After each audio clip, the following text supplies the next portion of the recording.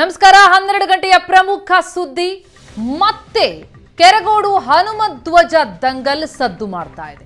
ಹೋರಾಟದಲ್ಲಿದ್ದಂತಹ ಹಿಂದೂ ಕಾರ್ಯಕರ್ತರಿಗೆ ನೋಟಿಸ್. ಹೀಗಾಗಿ ಆ ನೋಟಿಸ್ ವಿರುದ್ಧ ಹಿಂದೂ ಕಾರ್ಯಕರ್ತರಿಗೆ ಪ್ರತಿಭಟನೆಗೆ ಮುಂದಾಗಿದೆ. ರೌಡಿ ಶೀಟ್ ತೆರೆಯುವ ಬಗ್ಗೆ ನೋಟಿಸ್ ನೀಡಿದ್ದಾರೆ ಪೊಲೀಸರು. ರೌಡಿ ಶೀಟ್ ಯಾಕೆ ತೆರಿಬಾರದು ಅಂತ ನೋಟಿಸ್ ಕೊಟ್ಟಿದ್ದಾರೆ.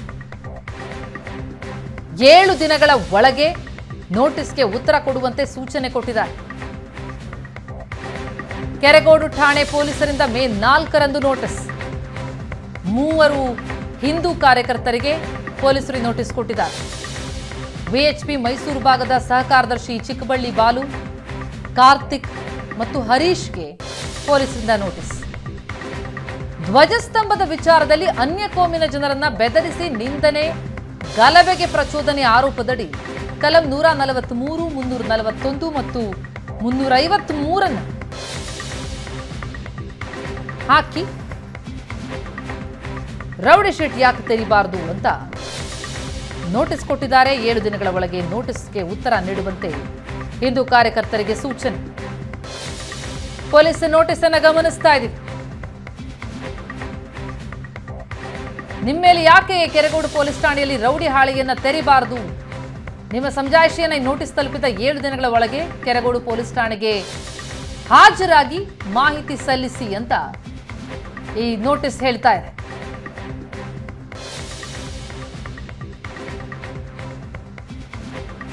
ಒಟ್ಟು 3 ಹಿಂದೂ ಕಾರ್ಯಕರ್ತರಿಗೆ ನೋಟಿಸ್ ಜಾರಿಯಾಗಿದೆ.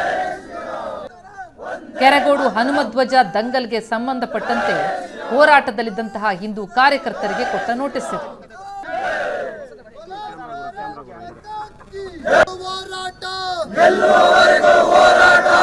ಹನುಮಧ್ವಜವನ್ನ ಇಳಿಸಿದ್ದಕ್ಕೆ ಭಾರಿ ದೊಡ್ಡ ಹೋರಾಟವನ್ನು ನಡೆಸಲಾಗಿತ್ತು ಕೆರಗೋಡಿನಲ್ಲಿ.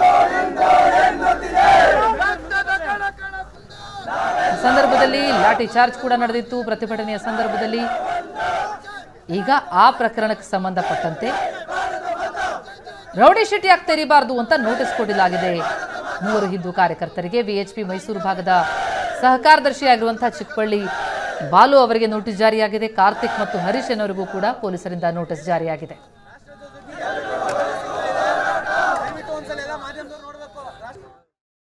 ಯಾಕೋ ಕಡೆ ಸರ್ಕಾರಕ್ಕೆ, ಜಿಲ್ಲಾಡಳಿತಕ್ಕೆ ಇಲ್ಲಿ ಕೆರಗೋಡು ಶಾಂತಿಯುತವಾಗಿ ಇರಬೇಕಾದ್ರೆ ಇಷ್ಟ ಇಲ್ಲ ಅನಿಸ್ತಾ ಇದೆ ನನಗೆ.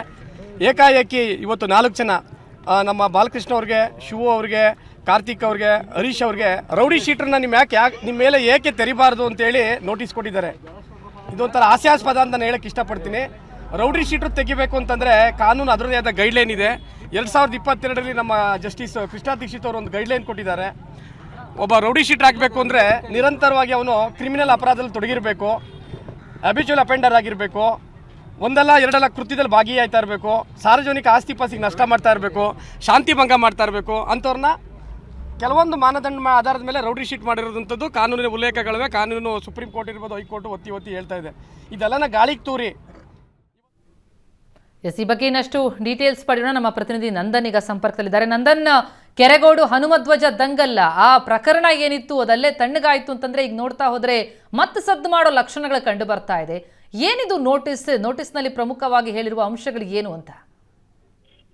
ಪ್ರಗತಿ, ಮಂಡ್ಯದ ಕೆರಗೋಡು ಹನುಮಧ್ವಜ ತೆರವು ಪ್ರಕರಣ ಸಾಕಷ್ಟು ವಿವಾದವನ್ನ ಸೃಷ್ಟಿ ಮಾಡಿತ್ತು. ಗ್ರಾಮದಲ್ಲಿ ಒಂದು ರೀತಿ ಉದ್ವಿಗ್ನ ವಾತಾವರಣವನ್ನ ನಿರ್ಮಾಣ ಮಾಡಿತ್ತು. ಆ ಪ್ರಕರಣಕ್ಕೆ ಸಂಬಂಧಪಟ್ಟಂತೆ ಗಲಾಟೆಗಳಾಯ್ತು, ಲಾಠಿ ಚಾರ್ಜ್ ಆಯ್ತು, ಪಾದಯಾತ್ರೆಗಳಾಯ್ತು.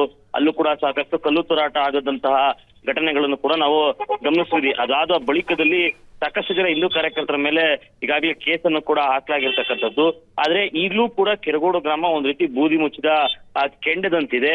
ಆದ್ರೆ ಇದೀಗ ಮತ್ತೆ ಪೊಲೀಸರಿಂದ ಅಂದ್ರೆ ಹಿಂದೂ ಕಾರ್ಯಕರ್ತರ ಮೇಲೆ ಒಂದಷ್ಟು ಜನಕ್ಕೆ ಕೇಸ್ ಆಗಿದೆ.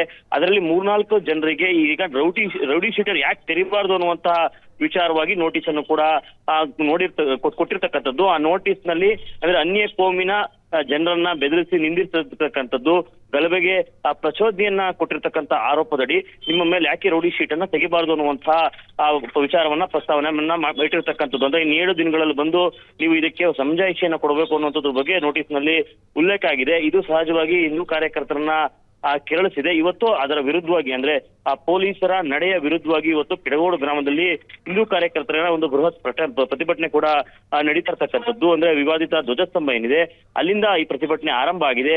ಅಲ್ಲಿ ಕೆರಗೋಡು ಪೊಲೀಸ್ ಠಾಣೆವರೆಗೂ ಕೂಡ ಈ ಪ್ರತಿಭಟನಾ ರ್ಯಾಲಿ ನಡೀತಾ ಇರ್ತಕ್ಕಂಥದ್ದು.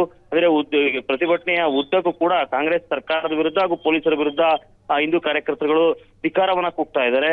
ಅಂದ್ರೆ ಹಿಂದೂ ಕಾರ್ಯಕರ್ತರ ಹೋರಾಟವನ್ನ ಸರ್ಕಾರ ಪೊಲೀಸರ ಮೂಲಕ ಹತ್ತಿಕ್ಕುವಂತ ಕೆಲಸವನ್ನ ಮಾಡ್ತಾ ಇದೆ ಅನ್ನುವಂತ ಆರೋಪವನ್ನು ಕೂಡ ಮಾಡ್ತಾ ಇರ್ತಕ್ಕಂಥದ್ದು. ಅಂದ್ರೆ ರೌಡಿ ಶೀಟ್ ಅನ್ನು ಓಪನ್ ಮಾಡೋ ಮೂಲಕ ಒಂದು ಹಿಂದೂ ಕಾರ್ಯಕರ್ತರನ್ನ ಬೆದರಿಸಿ ಅವರ ಹೋರಾಟವನ್ನು ಹತ್ತಿಕ್ಕುವಂತ ಕೆಲಸವನ್ನ ಕಾಂಗ್ರೆಸ್ನ ಸರ್ಕಾರ ಮಾಡ್ತಾ ಇದೆ ಅನ್ನುವಂಥದ್ದು ಇದೀಗ ಹಿಂದೂ ಕಾರ್ಯಕರ್ತರ ಆರೋಪ ಕೂಡ ಆಗಿರ್ತಕ್ಕಂಥದ್ದು. ಆ ವಿಚಾರವಾಗಿ ಇದೀಗ ಪೊಲೀಸರ ನಡೆಯನ್ನ ಖಂಡಿಸಿ ಇವಾಗ ಪ್ರತಿಭಟನೆ ಕೂಡ ನಡೀತಾ ಇರ್ತಕ್ಕಂಥದ್ದು.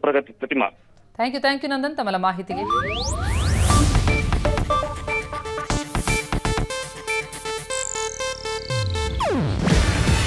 ಇದು ಏಷ್ಯಾನೆಟ್ ನ್ಯೂಸ್ ನೆಟ್ವರ್ಕ್ ಪ್ರಸ್ತುತಿ.